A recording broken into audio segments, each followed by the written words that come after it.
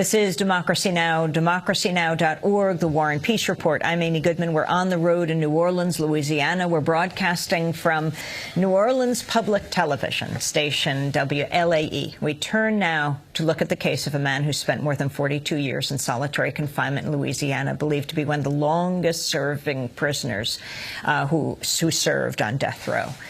For that amount of time. He is dying now of liver cancer. His supporters are pleading for his compassionate release. I'm talking about Herman Wallace, a member of the so-called Angola 3. He and two others were in jail for armed robbery, then accused in 1972 of murdering a prison guard at the Louisiana State Penitentiary known as Angola.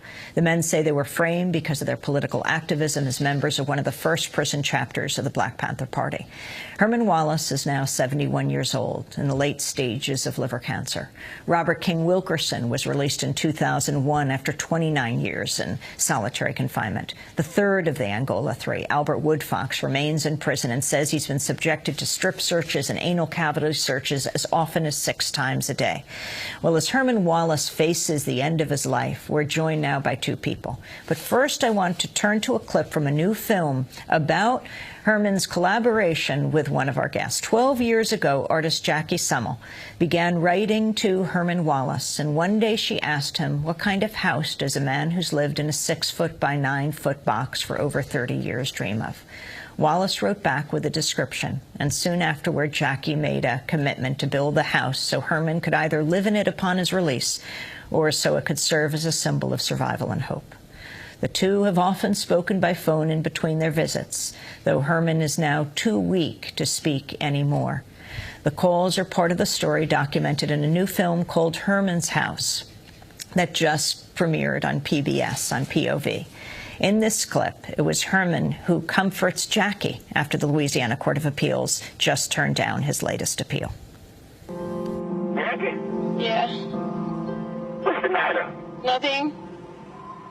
I'll see you tomorrow, right? Yeah. Jackie. What?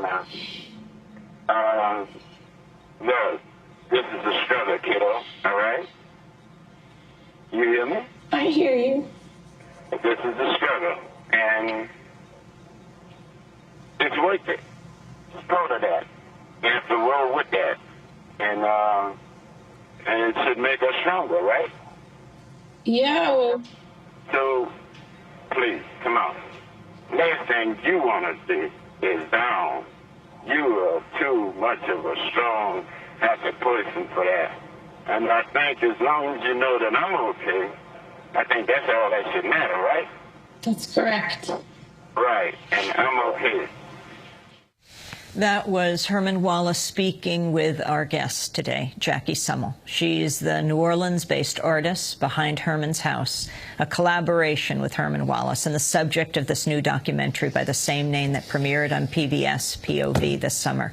We're also joined here in New Orleans by Malik Rahim, one of the founders of the Louisiana chapter of the Black Panther Party. He introduced the Angola 3 members to the party in prison.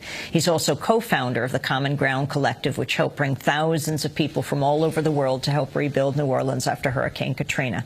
In 2008, Malik ran for Congress as a Green Party candidate. We welcome you both to Democracy Now! We did submit a request to interview Herman Wallace after he was removed into the prison hospital, but we were told James LeBlanc, Secretary of the Louisiana Department of Public Safety and Corrections, had, quote, denied similar requests in the past few weeks, and he did not want to make an exception in this case. Jackie Summel, Malik Rahim, welcome to Democracy Now! Jackie, you just came back from seeing Herman yesterday. What is his condition? Thank you so much, Amy. It's an honor to be here. I had an opportunity to visit with Herman yesterday, and it's really obvious, beyond a reasonable doubt, that we are days, if not hours, from watching the state of Louisiana kill another innocent man behind bars. Was he able to speak? He's still able to speak a few words. Yesterday he asked me to put his cap on. The inmates had just bathed him and he was without his cap. He was cold. His words are few and far between. He sleeps most of the time. His belly is distended. He's incredibly uncomfortable. And I think these will be his last few breaths before he joins the ancestors. Compassionate release, is it a possibility? I'm not sure in the state of Louisiana if compassion is part of the vocabulary of those who are in power. I always felt that compassionate release, or asking for compassionate release, was important in terms of like a multi-pronged effort to have Herman released. But there's been 42 years of the state continuing to deny Herman's due process. I mean, 42 years in solitary confinement. Yeah. It's incredible. It's incredible. He's the longest known serving in solitary confinement in the United States. And one of the things I think is important to illustrate, or that Herman's fight has been, is to illustrate the fact that the U.S. still employs the use of solitary confinement. There's over 80,000 inmates at any given time, and as you said, the highest incarcerator in the world, that are in solitary confinement, a 6-foot by 9-foot cell, a minimum of 23 hours a day. And it's an indefinite period that most people are in solitary confinement. I wanted to play a clip of Teenie Verrett, the widow of the murdered prison guard. She was just 17 when her husband, Brent Miller, was stabbed to death in 1972. This is the murder that Herman Wallace was convicted of. This is Teenie Verrett from the documentary In the Land of the Free. I've been living this for 36 years. There's not a year that goes by that I don't have to relive this. And it just keeps going and going. And then these men, I mean, if they did not do this, and I believe that they didn't, they have been living a nightmare for 36 years. That was Teenie Verrett saying, if they did not do this, and she doesn't believe that Albert Woodfox and Herman Wallace did this, then they should not be serving these sentences. You know, there's tens of thousands of people who believe that they did not do this. You know, I have absolutely no doubt that Herman Wallace, Albert Woodfox, and obviously Robert King are innocent. And Robert King is out. Yeah, Robert King was released in 2001 under investigation for the same crime and had just served 29 years of solitary confinement for a crime he didn't commit. Malik Rahim, you are well known in this area. Yes, you ran for Congress. You helped save New Orleans after the Hurricane Katrina. You knew these men in prison. They say they were framed for this murder because of their political organizing. You were involved with that political organizing. Yes, first I want to say that compassion and justice do not exist in Louisiana. Their confinement is based upon what the state called Black Pantherism. You know, that the Black Panther Party was just an organization of blacks who hated whites and was bent on killing them. And that's what they have based their conviction on. They stay in solitary have been basically because of that Black Pantherism. It has been used throughout their 41 years. Burl Cain have repeatedly said that even if they was found innocent, he would still keep them in solitary because of Black Pantherism. I want to go to a clip of Herman Wallace in his own words describing the impact of solitary confinement on his body. This is from the film that just premiered this summer on POV called Herman's House. Being in a cage for such an extended period of time, it has its downfall.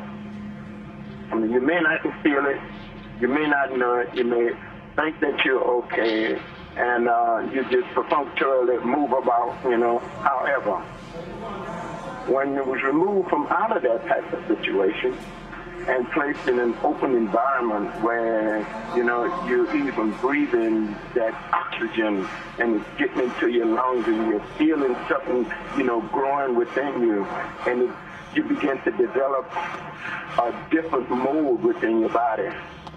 I even watch my body. I've looked in the mirror and I've seen muscles and begin to pop out there. I begin to run even faster. And I'm saying, oh, what the hell is going on here? Much was preserved. But then I got locked up again after 8 months. And being locked up like that, the whole body just got confused. That was Herman Wallace describing solitary confinement. Jackie, you've talked to him a great deal about this. Yeah, I mean, one of the things I want to be clear about, Amy, is that the state of Louisiana has never relied on lethal injection to kill its incarcerated, right? There's a history, a documented history of neglect, abuse, cruel and unusual punishment, and what I would call lethal injustice, which is the denial and delaying of due process, or our so-called constitutional guarantees. And within that framework, you have men who are spending 40 years in solitary confinement. Yeah. Jackie, you did something unbelievable with Herman Wallace. You wrote to him and said you wanted to build a house that he would design. Yeah, it's unusual. What was the question you put to him? I was at Stanford University, full ride with stipend to study art, when I met Robert King. And it was really hard for me to... One of the Angola three, the one who was released. The one who was released. It was just about 2 months after he was released. And it was really hard for me to contextualize my relative privilege to the situation that Herman and Albert were still enduring. And I knew that I had to do something, and you know, my greatest tool is my imagination. So I asked Herman what kind of house he dreams of after spending then 30 years in solitary confinement in a 6-foot by 9-foot box. And I did that with the hope that this would be the opportunity for him to just use his imagination to get out of that box. I want to play a clip of Herman, from Herman's house, where Herman Wallace describes what sort of details he'd like to see as part of his house. Jackie, in your letter, you asked me what sort of house does a man who lives in a 6-foot by 9-foot cell dream of. In the front of the house, I had 3 squares of gardens. The gardens are the easiest for me to imagine, and I can see they would be certain to be full of gardenias, carnations, and tulips. This is of the utmost importance. I would like for guests to be able to smile and walk through flowers all year long. This is not just a figment of Herman Wallace's imagination, Jackie. You are building this house. You're here buying property for this house as Herman Wallace lays dying in a prison hospital. Yeah, I made a commitment to Herman over 10 years ago that I would build his dream house, with the intention, as you said at the beginning of this segment, that this house is a testament to his imagination, to the triumph of the imagination, and to Herman's legacy, which will outlive his flesh and bones. You know, Herman's legacy, his commitment to the people, and the story of his injustice. And it's important to build this house in the incarceration capital of the world. I want to go to the end of Herman's house, the documentary, where Herman Wallace describes a dream. Listen carefully.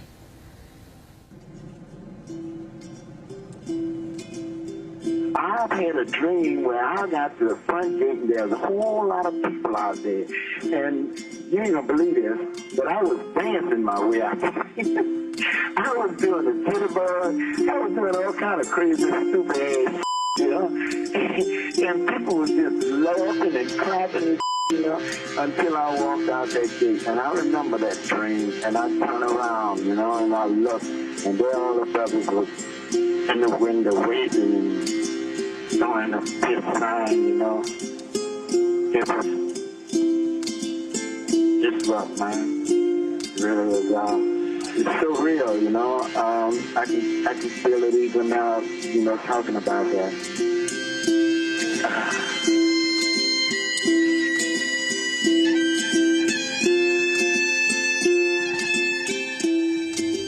Herman Wallace describing his dream of freedom. Malik Rahim, your thoughts as we end today, as well, we don't know how many minutes or days Herman Wallace has left. I believe that this is one of the saddest occasions in my life. It wouldn't have been a common ground if it wouldn't have been the Angola 3. And if it wouldn't have been a common ground, then the over 200,000 people that we serve in direct services, what would have happened to them?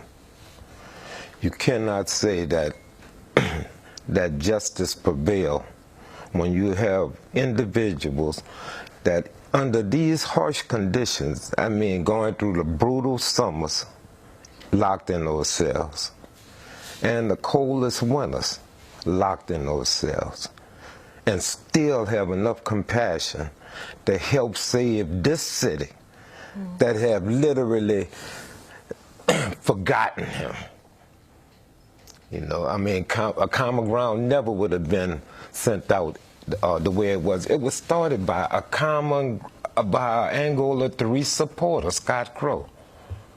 You know, it never would have happened without the Angola 3.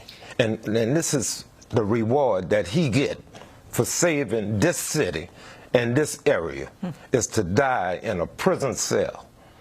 You know, I mean, it's something that, you know, it leave a bitter taste in my mouth. Malik and Jackie, I want to thank you for being with us. Malik Rahim, one of the founders of the Louisiana chapter of the Black Panther Party's knew Herman Wallace in jail and ended up running for Congress on the Green Party ticket. Jackie Summel is building the house that Herman has dreamed of.